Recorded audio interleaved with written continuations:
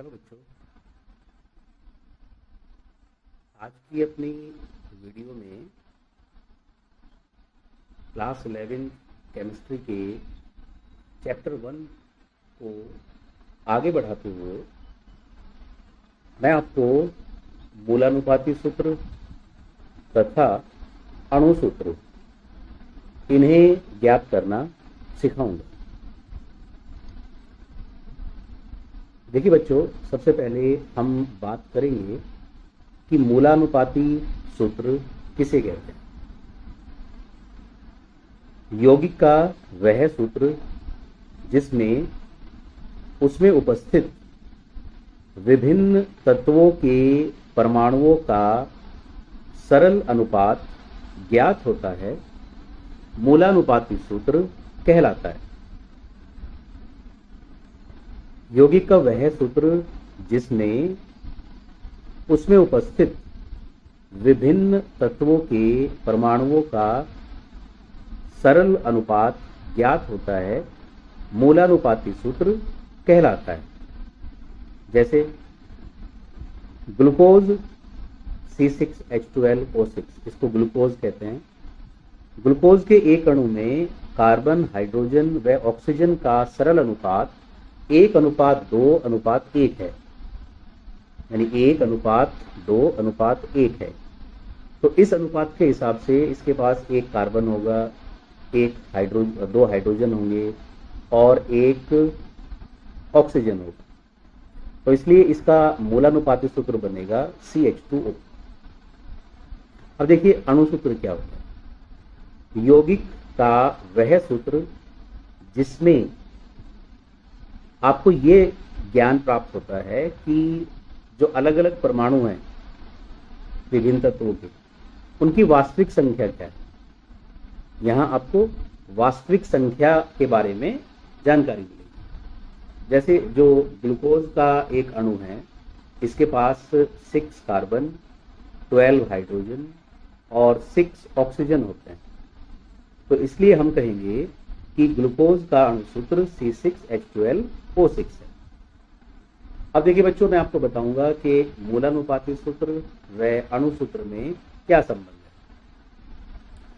अणु सूत्र इक्वल होता है होल n ऑफ मूलानुपाती सूत्र। मूलानुपाती सूत्र के होल n को अणु सूत्र कहा जाता है। यहां n यौगिक के अणुभार व मूलानुपाती भार का अनुपात होगा। देखिए यहाँ पे जो n है, इसे ज्ञात करने के लिए आप अणुभार और मूलानुपाती सूत्र भार को डिवाइड करेंगे। अब बच्चों, मैं आपको बताऊंगा कि मूलानुपाती सूत्र कैसे ज्ञात करना है। इसके लिए आसान से 3 स्टेप हैं, ध्यान से देखिए। पहला स्टेप है तत्वों की मोलों की संख्या ज्ञात करना। दूसरा स्टेप है विभिन्न मोलों की संख्याओं का अनुपात ज्ञात करना। तीसरा स्टेप है मोलर अनुपात को सरल अनुपात में बदलना। तो सबसे पहले हमें क्या करना है, मोलों की संख्या ज्ञात करनी है। उसके बाद जितने भी हमारे पास मोल्स आएंगे, हमें उनका अनुपात ज्ञात करना है और फिर हम उसे एक सरल अनुपात में परिवर्तित करेंगे। अब देखिए बच्चे, मोल को ज्ञात करना मैंने आपको बताया था, भार बटे परमाणु भार। आप इससे मोल ज्ञात कर सकते हैं, ठीक है ना। तो इस तरह के जो प्रश्न होंगे जो आपको एग्जाम में मिलेंगे, वो ऐसे होंगे कुछ। जैसे हम एक उदाहरण लेते हैं, आयरन के उस ऑक्साइड का मूलानुपाती सूत्र ज्ञात कीजिए जिसमें आयरन 69.9% व ऑक्सीजन 30.1% हो। तो देखिए, नॉर्मली आपको जो तत्व हैं उनकी परसेंटेज में मास आपको दिया जाएगा। तो आप इस तरह के क्वेश्चन को कैसे सॉल्व करेंगे। देखिए, आपको एक टेबल जैसे कि आपको दिखाई दे रही है, ऐसी एक टेबल बनानी है और उस टेबल में सबसे पहले हम क्रम संख्या लिखेंगे जितने भी हमारे पास तत्व होंगे। दूसरे कॉलम में हम उस तत्व का सिंबल लिखेंगे जो हमें दिया गया है।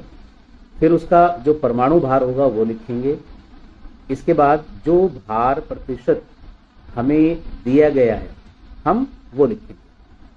जैसे आप देख रहे हैं कि यहाँ आयरन 56 इसका परमाणु भार है और 69.9 इसकी मास परसेंटेज है।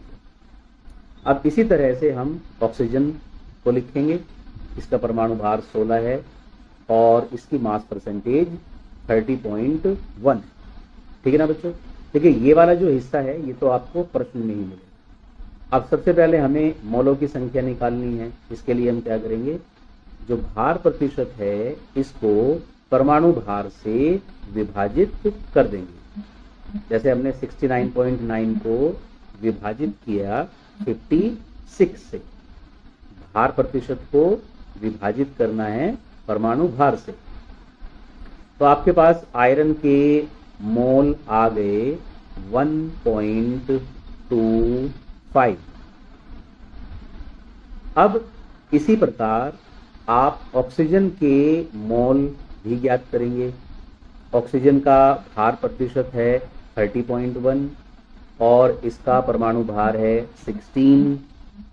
तो 16 से 30.1 को आप डिवाइड कर लीजिए तो आपको ऑक्सीजन के मोलों की संख्या प्राप्त हो जाएगी, यानी 1.88। ये हमारा पहला स्टेप पूरा हुआ जिसमें हमने मोलों की संख्या ज्ञात कर ली है। अब देखिए हमें ज्ञात करना है मोल अनुपात। हम मोल अनुपात कैसे ज्ञात करेंगे। अब जो सबसे छोटी संख्या है मोलों की, जैसे यहाँ पे 1.25 है, 1.88 है, तो सबसे छोटा कौन है 1.25। तो अब हम क्या करेंगे कि जो सबसे छोटी संख्या है उससे सभी मोलों को विभाजित करेंगे। जैसे मैंने 1.25 को 1.25 से विभाजित किया तो मुझे प्राप्त होगा 1। इसी तरह 1.88 को मैं विभाजित करूंगा 1.25 से, तो मुझे क्या प्राप्त होगा जब मैं इसे डिवाइड करूंगा। 1.88 को 1.25 से डिवाइड करना है तो मुझे मोलों की संख्या, जो मोलर अनुपात है उसकी संख्या मिल जाएगी 1.5। अब देखिए 1 और 1.5 ये तो सरल अनुपात नहीं हुआ, तो इसको सरल अनुपात में परिवर्तित करने के लिए मैं इसको डबल कर देता हूँ। 1 का डबल 2 हो जाएगा, 1.5 का डबल 3 हो जाएगा। तो इस तरह मुझे यौगिक में आयरन और ऑक्सीजन का सरल अनुपात 2:3 मिल गया है। तो आपको देखो बच्चे ये 3 स्टेप्स करने हैं। पहले मोलों की संख्या निकालनी है, फिर मोल अनुपात निकालना है और फिर उसको सरल अनुपात में बदलना है। तो अब देखिए हमें इससे क्या पता लगा कि जो आयरन है उसकी संख्या 2 है, ऑक्सीजन की संख्या 3 है। तो इसके आधार पर हमने आयरन ऑक्साइड का सूत्र बनाया Fe2O3 और ये आयरन के उस ऑक्साइड का मूलानुपाती सूत्र है। तो बताइए बच्चों, आपको ये बात समझ में आई कि मूलानुपाती सूत्र कैसे ज्ञात करना है। आपको 3 स्टेप्स करने हैं, मोलों की संख्या, मोलों का अनुपात और फिर सरल अनुपात। इन 3 स्टेप्स के करने के बाद आपका जो प्रश्न है वो हल हो जाएगा। ठीक है ना बच्चों। अब देखिए आगे जो बात मैं आपको बताऊंगा कि यदि हमें मूलानुपाती सूत्र ज्ञात हो तो हम अणुसूत्र कैसे ज्ञात करेंगे। हमें मूलानुपाती सूत्र ज्ञात है तो हम उससे अणुसूत्र कैसे ज्ञात करेंगे। तो इसके लिए सबसे पहले आपको मूलानुपाती सूत्र ज्ञात करना है। जब आप उसे ज्ञात कर लें, जैसे कि हमने अभी पीछे सीखा था, जब हम उसे ज्ञात कर लें तो आपको फिर 3 स्टेप्स यूज करने हैं। पहला स्टेप है मूलानुपाती सूत्र भार ज्ञात कीजिए। जैसे आप अणु सूत्र से अणु भार ज्ञात करते थे, ऐसे ही आप मूलानुपाती सूत्र से मूलानुपाती सूत्र भार ज्ञात करेंगे। उसके बाद अणुभार को मूलानुपाती सूत्र भार से विभाजित करके हम n का मान ज्ञात कर लेंगे। मैंने आपको बताया था कि n किसके बराबर होता है, अणुभार अपॉन मूलानुपाती सूत्र भार। तो अणुभार आपको दिया गया होगा, मूलानुपाती सूत्र भार आपने ज्ञात कर लिया। तो जब आप अणुभार को मूलानुपाती सूत्र भार से विभाजित कर लेंगे तो आपको n का मान ज्ञात हो जाएगा। अब जो तीसरा स्टेप है, थर्ड जो स्टेप है, उसमें आप क्या करेंगे कि जो n की वैल्यू आपके पास आई है, आप इस n की वैल्यू से मूलानुपाती सूत्र को गुणा कर देंगे। तो जैसे ही आप मूलानुपाती सूत्र को n से गुणा करोगे तो आपके पास अणु सूत्र आ जाएगा। देखिए बच्चों, मैंने अभी आपको पीछे बताया था कि अणु सूत्र इक्वल होता है होल n ऑफ मूलानुपाती सूत्र। ठीक है ना बच्चों? तो जब आप मूलानुपाती सूत्र को n से मल्टीप्लाई कर देंगे तो आपके पास अणु सूत्र आ जाएगा। तो देखिए, ये दो तरीके हैं जिससे आप यौगिक का मूलानुपाती सूत्र और अणु सूत्र ज्ञात कर सकते हैं। अब देखिए, हम एक उदाहरण से समझते हैं। एक हाइड्रोकार्बन में कार्बन व हाइड्रोजन की प्रतिशत मात्रा क्रमशः कार्बन 80% तथा हाइड्रोजन 20% है। यदि यौगिक का अणुभार 30 हो तो हाइड्रोकार्बन का अणु सूत्र ज्ञात करो। अब देखिए, पहले की तरह हमें क्या करना है, पहले मूलानुपाती सूत्र ज्ञात करना। देखिए, पहला तत्व है कार्बन जिसका परमाणु भार 12 है और इसकी मास परसेंटेज 80 है। दूसरा तत्व है हाइड्रोजन जिसका परमाणु भार 1 है और जिसकी मास परसेंटेज 20 है। ठीक है ना? ये सब तो क्वेश्चन में दिया हुआ है। अब हमें क्या करना है, सबसे पहले हमें मोलों की संख्या निकालनी है। मोलों की संख्या कैसे निकालेंगे, भार प्रतिशत को परमाणु भार से विभाजित कर लेंगे। जैसे मैंने 80 को विभाजित किया 12 से, तो जब मैं 80 को 12 से विभाजित करूंगा तो मुझे मोलों की संख्या मिल जाएगी 6.66। अब इसी प्रकार मैं हाइड्रोजन के मोल भी ज्ञात करूंगा। भार प्रतिशत कितना है 20, परमाणु भार कितना है 1, तो मोलों की संख्या कितनी आ गई 20। अब जो इन दोनों में छोटी संख्या है उससे मैं दोनों मोलों को विभाजित करूंगा और विभाजित करने से मुझे मोलों का अनुपात मिल जाएगा। अब देखिए, मैं क्या करूंगा कि सबसे पहले मैं जो सबसे छोटी संख्या है 6.66,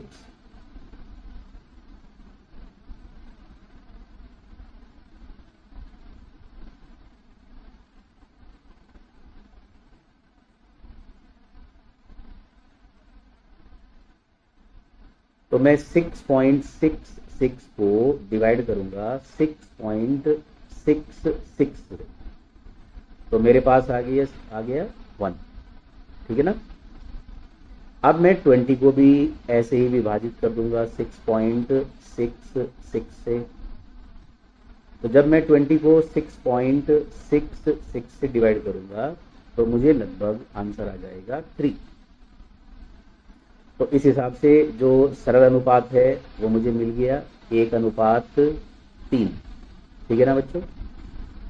तो अब क्योंकि सरल अनुपात 1:3 है तो मूला अनुपाती सूत्र CH3 होगा। देखिए, एक बार फिर आप ध्यान से सुन लीजिए कि पहले आपको मूलानुपाती सूत्र ज्ञात करना है और फिर उस मूलानुपाती सूत्र से मूलानुपाती सूत्र भार ज्ञात करना। ये हमारा अणुसूत्र निकालने के लिए पहला कदम है। अब जैसे हमारे पास मूलानुपाती सूत्र क्या आ गया, CH3। तो मैंने इसका मूलानुपाती सूत्र भार भी ज्ञात करना है। अब देखिए कार्बन का परमाणु भार कितना है, कार्बन का परमाणु भार होता है 12, ये आप जानते हैं। एक हाइड्रोजन का परमाणु भार होता है 1, तो 3 परमाणुओं का टोटल हो जाएगा 3। तो इसका मतलब ये हुआ कि मूलानुपाती सूत्र CH3 का मूलानुपाती सूत्र भार हो जाएगा 12 + 3 = 15। ठीक है ना बच्चों। तो इस तरह से आपको मूलानुपाती सूत्र भार ज्ञात करना। अब अणुभार हमें दिया हुआ है, प्रश्न में हमें बताया गया कि अणुभार है 30। तो आप इस अणुभार और मूलानुपाती सूत्र भार से n का मान ज्ञात करेंगे। तो बच्चों मैंने आपको क्या बताया था, n बराबर होता है अणुभार अपॉन मूलानुपाती सूत्र भार। तो अणुभार है 30, मूलानुपाती सूत्र भार है 2, तो n की वैल्यू आपको मिल जाएगी 2। अब आखिरी काम आपको करना है, अणु सूत्र ज्ञात करने के लिए मूलानुपाती सूत्र को आप n यानी जो हमारा 2 आया है उससे मल्टीप्लाई कर देंगे। तो ऐसा करने से क्या होगा कि अब हमारे पास कार्बन 2 हो जाएंगे और हाइड्रोजन 6 हो जाएंगे। तो इस प्रकार आपको उस हाइड्रोकार्बन का अणुसूत्र C2H6 मिल गया। तो आपको बात समझ में आ रही है ना बच्चों। अब देखिए वीडियो को आप बहुत ध्यान से देखिए, अपनी कॉपी के ऊपर नोट करते रहिए ताकि आपके नोट्स भी बन जाएं। अब मैं आपको बताऊंगा कि वाष्प घनत्व व अणुभार में क्या संबंध है। किसी किसी प्रश्न में क्या होता है कि वो आपको सीधा अणुभार नहीं देता, इसकी जगह जो यौगिक है उसका वाष्प घनत्व दे देता है।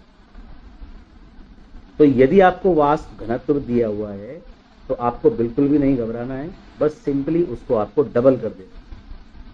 अगर आप वाष्प घनत्व को 2 से मल्टीप्लाई कर देंगे तो आपको अणुभार प्राप्त हो जाएगा। ठीक है ना बच्चों। तो आप इस तरह से आपके पास जो भी बुक हो आप उसमें से और कुछ इस तरह के क्वेश्चंस करके देखिए ताकि आपको इन्हें हल करने में